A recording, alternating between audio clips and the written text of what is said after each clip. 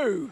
It's freezing cold. It's the middle of winter. So of course, where am I? I'm at the beach. It's got to be done. And the reason I'm at the beach is because I wanted to show you something which is fantastic and found when the tide goes out and we get these vast areas of exposed mud.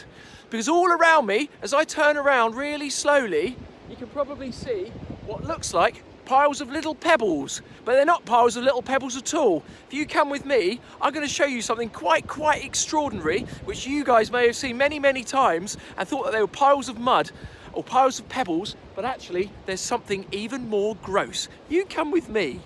Many's the time you may have gone to the beach and you may have walked along and seen hundreds of these little piles.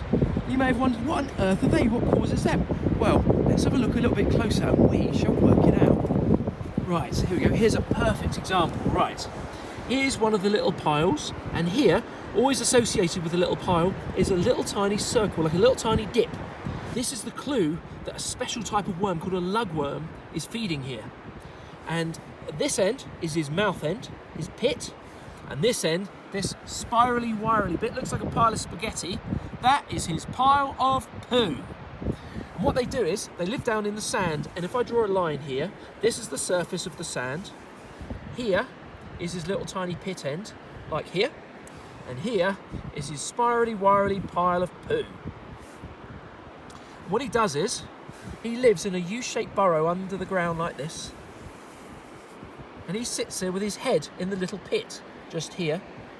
And what he does is, as the current passes over the top, the water brings lots of nutrients and lots of debris, and he sucks it in like some sort of underground hoover, sucks it down his burrow, down, it gets processed through his body, digested through his body, and then at the other end comes out all the rubbish and all the sand and stuff he doesn't want to eat, which is the pile of poo.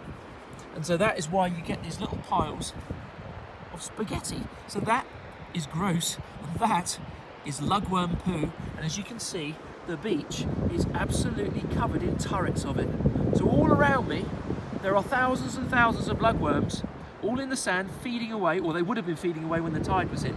But now the tide has gone out, they're all down in their burrows waiting for the tide to come in. But this is now the perfect time for all the waders to come around, all the special birds with very long bills. And what they do is they use their long bill to stick down into the burrows and try and suck them out. And they go around sucking up worms from this sand. How cool is that? Now, despite the fact it's freezing cold, there's always brilliant things to find on the beach. So even if it is jolly cold, say to your mum and dad, please can we go to the beach because we want to go and look at some lugworm poo. Anyway guys, I will speak to you soon. Ta-ta!